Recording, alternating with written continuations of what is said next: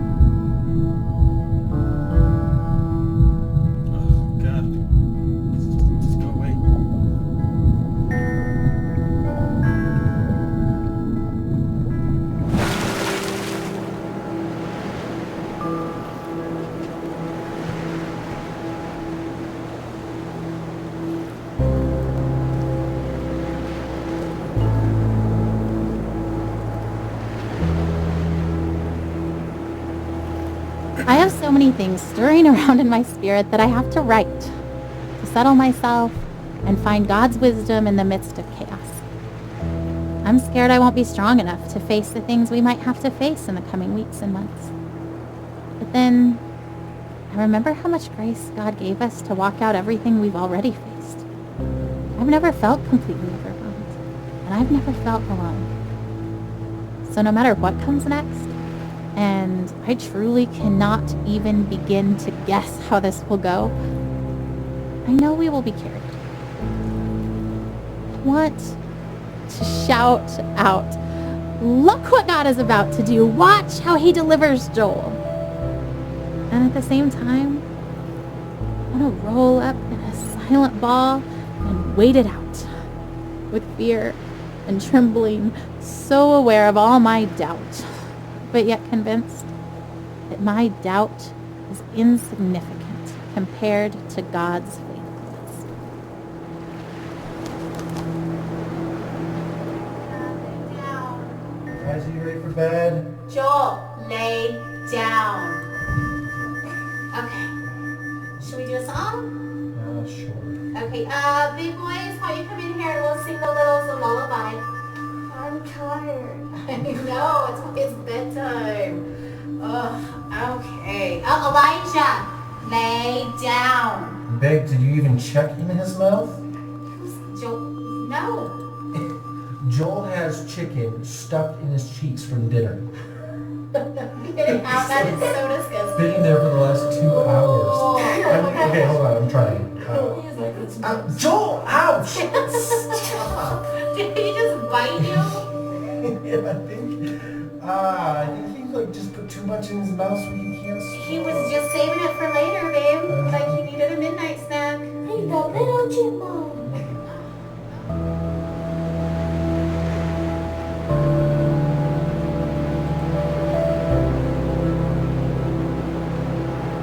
We've been through so much already.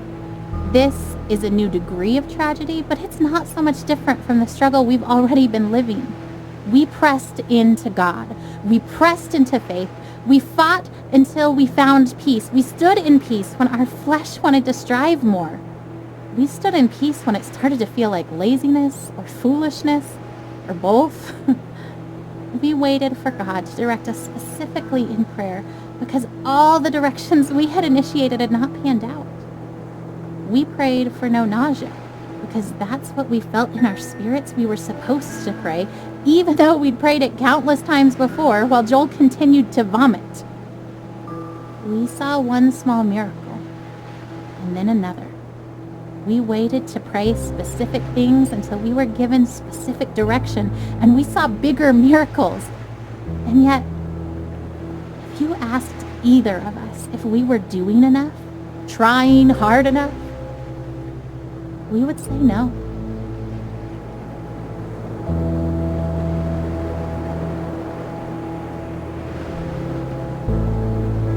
Dear Eli, I feel nothing but pride for the way you battled cancer.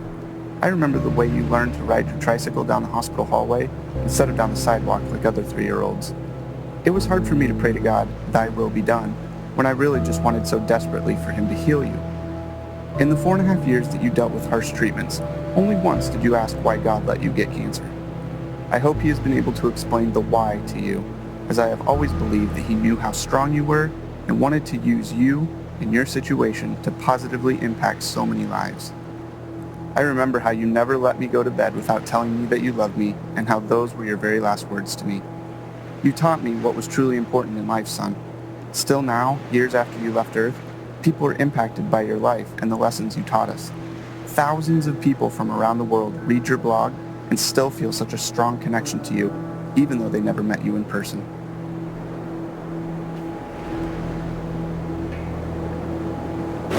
Oh, God.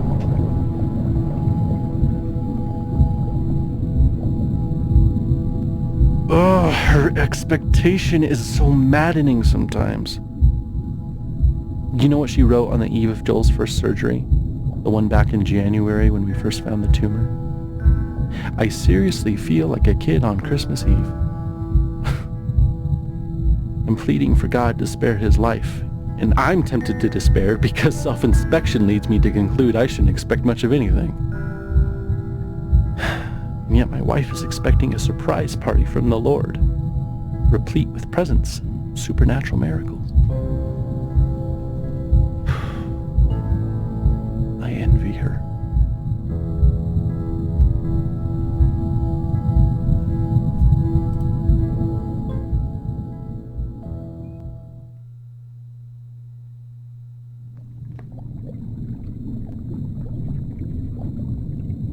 Hop in bed, boys. Let's go. Boys, get in bed. Oh, can you at least tell us a story? Sure. Okay. This is the story of a very brave knight named Joel. Joel the baby knight? Yes, Joel the baby knight. But he's also Joel the very brave knight. And he was being chased by a dragon named Cancer. Because of his tumor? Mm-hmm. Where does the dragon live? In a forest. Is the dragon big? Very big. Does the dragon breathe fire? So much fire, you guys.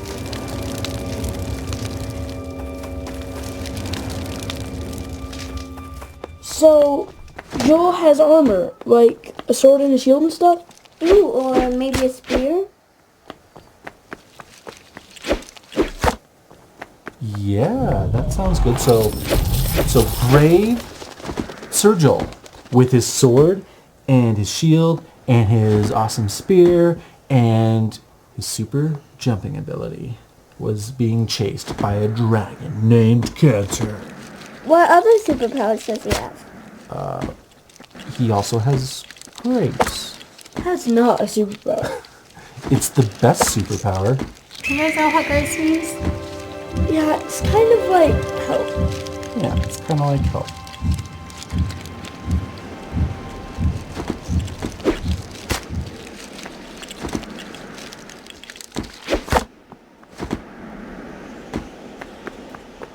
You know, and he's not the only one who's ever tried to fight this dragon. Some very brave knights have fought this dragon and lost. And some are able to drive the dragon off. And they can go home and they can quit fighting for it. And the kingdom is safe. Joel's been fighting this dragon for a long time, huh? A long time. But Joel found a nice empty cave where he could rest. And it seemed like the dragon couldn't find him.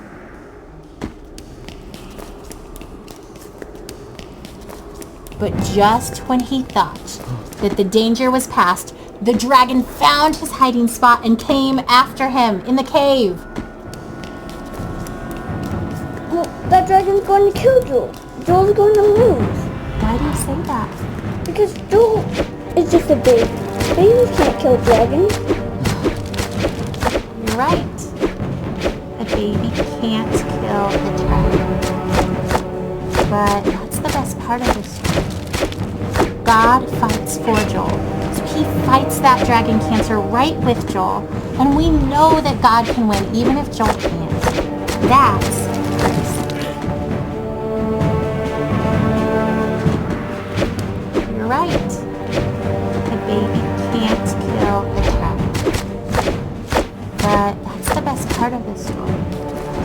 God fights for Joel. So he fights that dragon.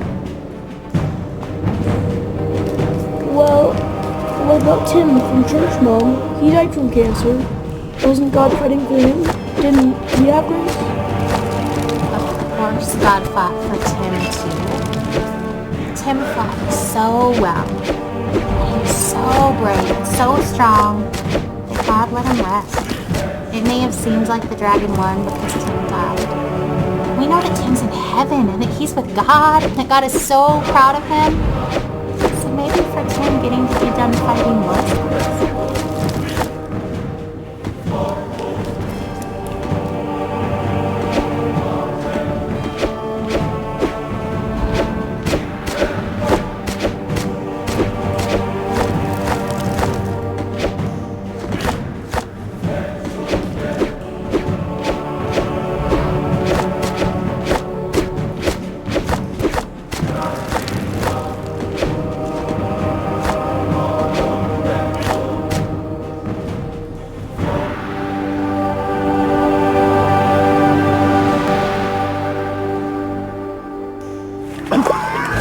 Ryan! Oh, Ryan, get in the boat. I can't.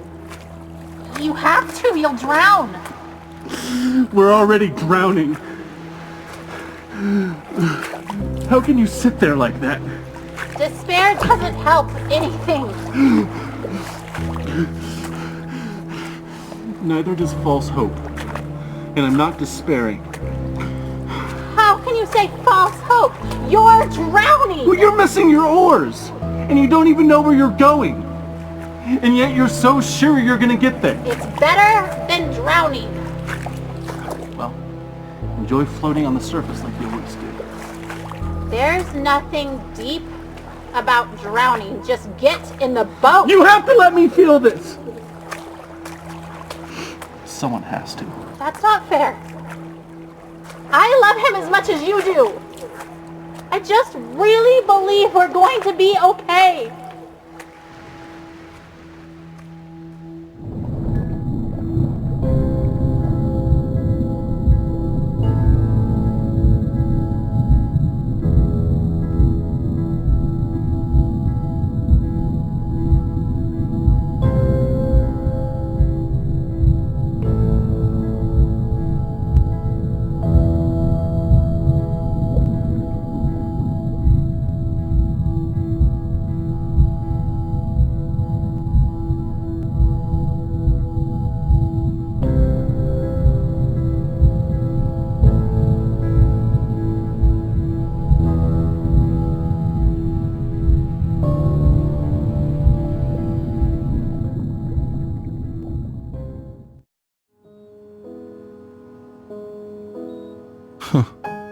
The sunset looks pretty from here. The orange glow cast on the wall. Better than the muted colors of this hospital. I wonder why they choose blues and greens. They, the ones who choose the colors that heal. Green for life. Blue. For comfort. Purple stripes to hide the stains. This chair is too small and sticks to my skin. I hate vinyl.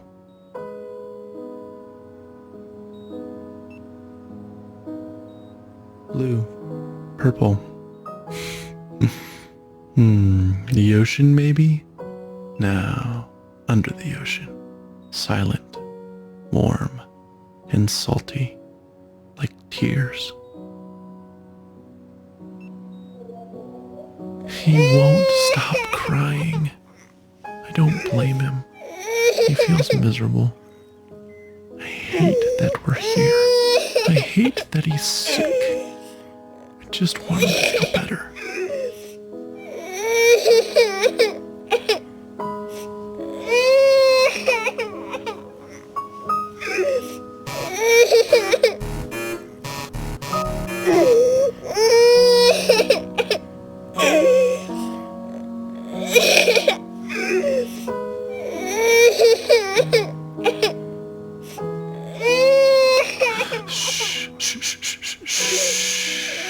It's okay, Jolie. Shh. Oh, don't throw your head, buddy. Don't.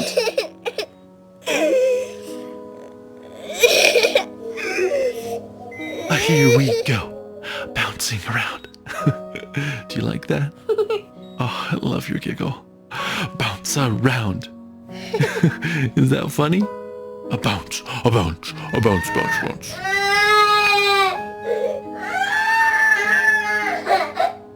Hungry. I wonder if he's hungry.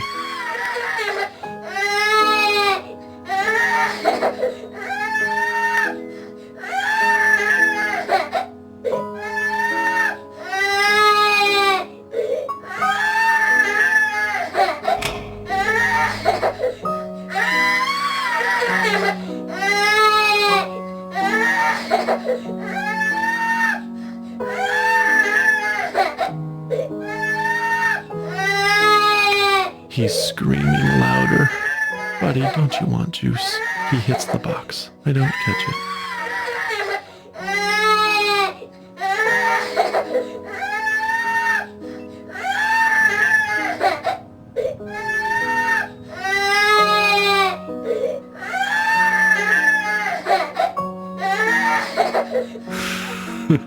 He drinks it greedily. Big, deep gulps.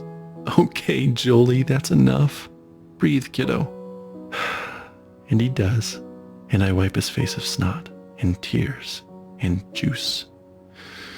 And then he vomits. And I catch it. I always catch it.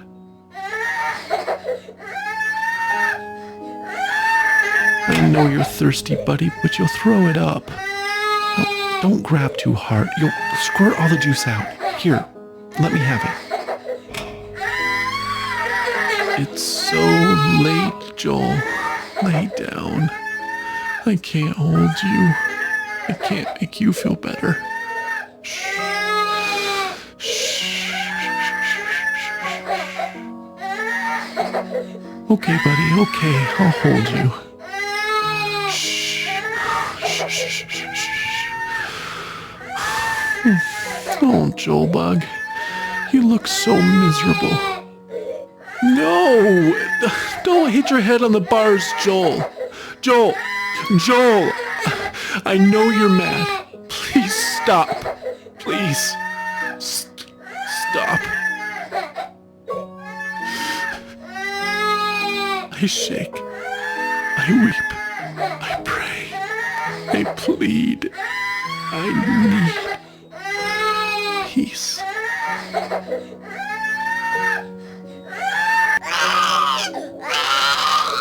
I am empty. You are. I don't know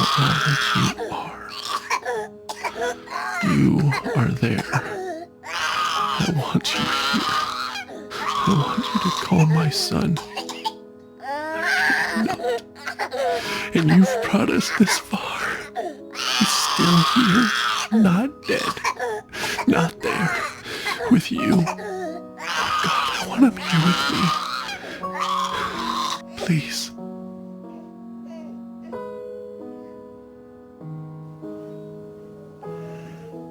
Peace. He sleeps. Thank you.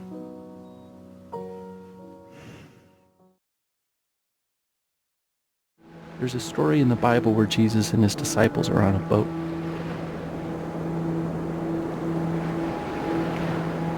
And a furious storm hits the sea, and everyone thinks they're gonna die. And where do you think Jesus is? Rowing alongside them? No.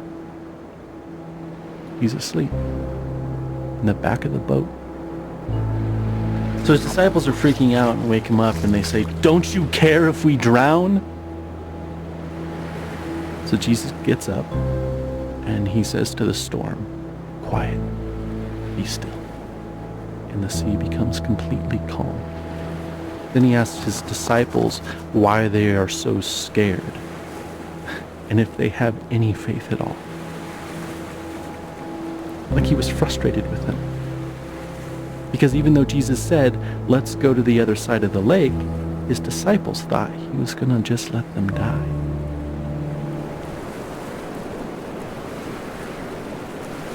But more than that, if he does die, will Jesus even care? Will he weep for him as he did for Lazarus? Will he weep for me? I think greater than my fear of death is that of insignificance. Or rather, my default assumption is that my thoughts and passions and loves and the stuff of my being are insignificant. How could the creator of all that is and ever was love my son as he did Lazarus? And could my soul stranded on this blue raft awash in a sea of stars, ice, and dust matter enough to him to turn his hand in mercy?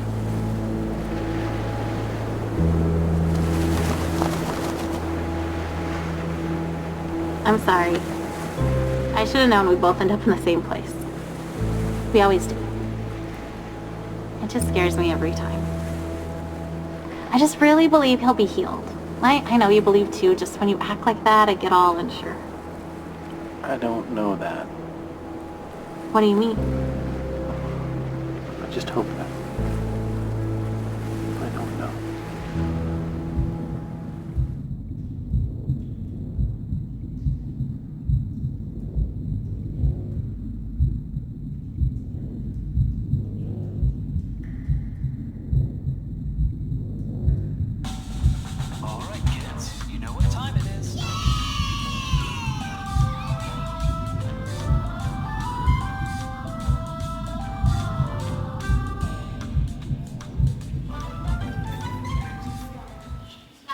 Father, I pray that you bless them mightily.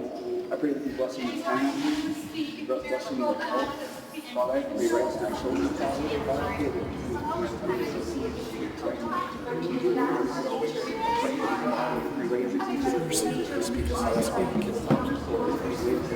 Rise up.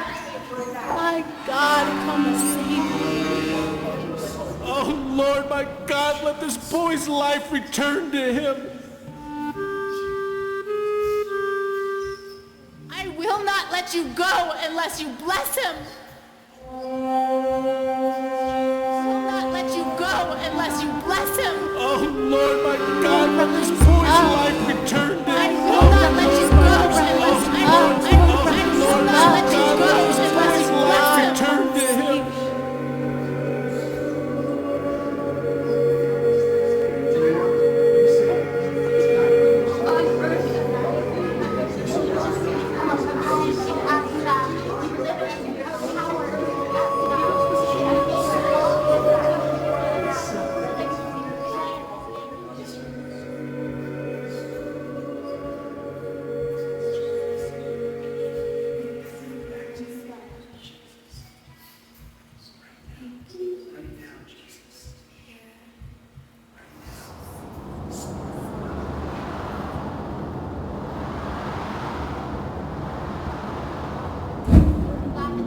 Pray with all the strength, with all the faith that is in us, Lord.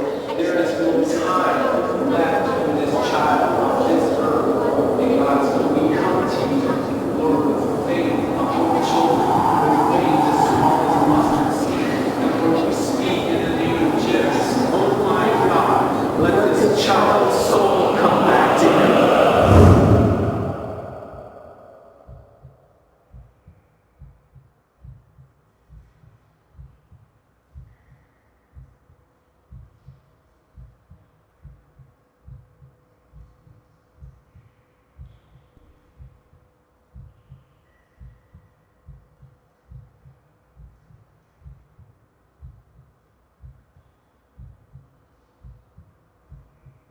He was not in the wind. He was not in the earthquake. He was not in the fire. He was here in a gentle whisper.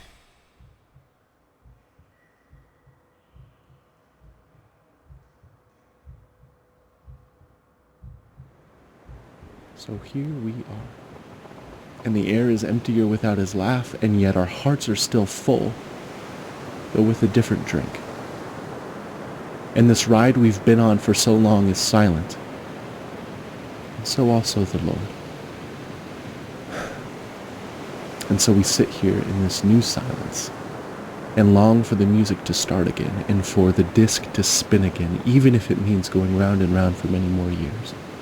For at least we would be moving, and Joel would be laughing here on earth, and not only in heaven.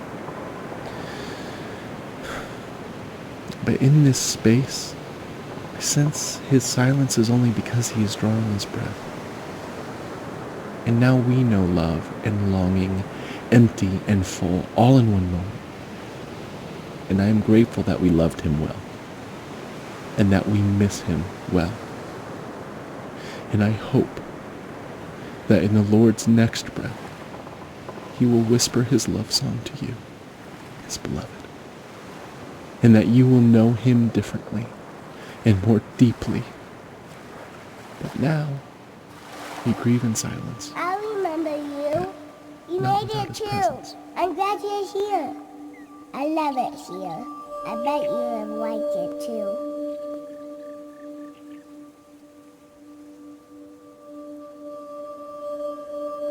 Look at all these pancakes. Did you ever see pancakes like this? They're big as me. The big ones is for me. The little ones is for my dog. I always wanted a dog, and now I got one. I even got to name it. Manju.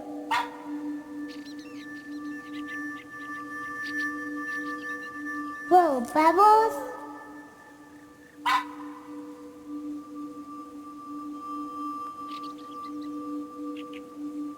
I love Bubbles. Manju loves syrup. Me too. Syrup is my favorite party.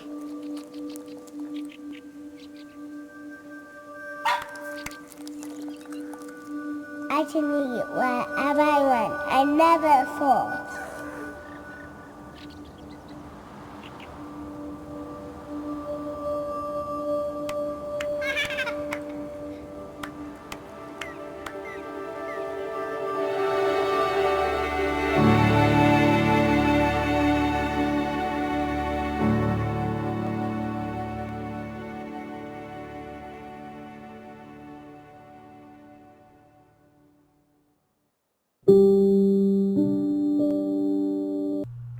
This had to be one of the best real games I've ever played. And when by real, I mean just it there was nothing really fake. I mean, there were times, even I have to admit, where it was like they had all the voices and everything, and some of them felt just a little bit voice act. But at the same time, there were certain times where it's like I can't even tell, because the emotion was so real, the symbolism was real, everything was real about that game. I loved it. I hope this guy makes another one. I mean, not in this context, but maybe something along the lines of like a Telltale kind of game. That's all I gotta say. Seriously, I'm still this game just took a lot out of me.